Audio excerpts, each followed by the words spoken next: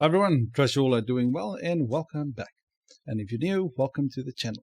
Right, so what we're going to do, we finished up our subscription model right here. We created the model and we actually fill in the details and we create an interface for our subscription model. Right, the next part that I want to do is we just quickly want to set up our database in our migrations file right here. Right, now as you guys remember the polymorphic relationship that we set up for our notifications, we created a UUID, but I'm not going to create a UUID in this case. I'm just going to create a normal ID. Then we got our morphs and all that kind of stuff. All right. So what we want to do is we want to use the same morphs because there's polymorphic relationship for our subscriptions that we set up in our models. So if we go to our models again, let me just go to my model right here. We're making use of a morph to polymorphic relationship.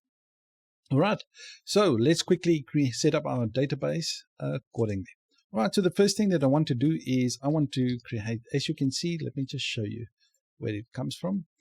So in our taggable table right here, we had a tag ID. In this case, it's a polymorphic relationship for our user as well, because a user basically have a belongs to relationship with a subscription. A subscription belongs to a relationship, but we have a polymorphic relationship for where the user can actually be subscribed to. So the thing that in order for us to know which user it is, we're going to require a user ID. All right. So in this case, it will, as you can see for the taggables, we use a foreign ID. Okay. So let's do the same thing. Okay. So foreign ID. In this case, it will be the user ID because we want to know which user is actually subscribed. That's why we're going to track the user and the subscription. Right, and then we're going to constrain that to the users table. Right, and the next part right here, we will have a table, and this is going to be a morphs. All right, and this is going to be a subscription like that. Right, as you guys can remember from the taggable, we just add the taggable. In this case, it will be subscriptionable right there. So what this will do, it will create basically two things. It will create a subscriptionable ID and a subscriptionable type like that. Okay, but obviously not with the morphs in front of it. This will be something different. Okay, so that's it. So now we got our database all set up, and like always, I'm just going to migrate my database fresh and reseed it as well. Since you're in development, we can reseed and migrate our database fresh as many times as we need to. We don't have to go and actually, in this case, go to our database migration, and actually when we want to change something in, let's say we want to add an ID to subscription table, while you're in development, don't go and create a new migration to actually add an ID column right there. I would advise not to do that. In development, yes.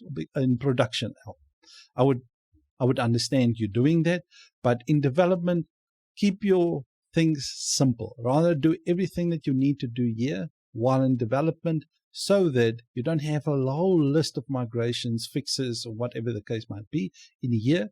So when you go to production, everything is already as you needed them to be. But later on, when you wanted to change your migrations actually in production, you need to actually do the migrations. So in this case, migrate your database fresh as many times as you want and then reseed it. But in the production, please don't do that. All right. So in this case, I'm just quickly going to do that. All right. So now that is our database all set up. And that's it. All right, so this is like just a short video just about the migration. And yes, PHP artisan fresh /c. All right, so that's kind of a short run for me. Guys, if you like the video, please give it a like. If you don't, please give it a dislike. And what I will do in the next one, I will create that trade for our models.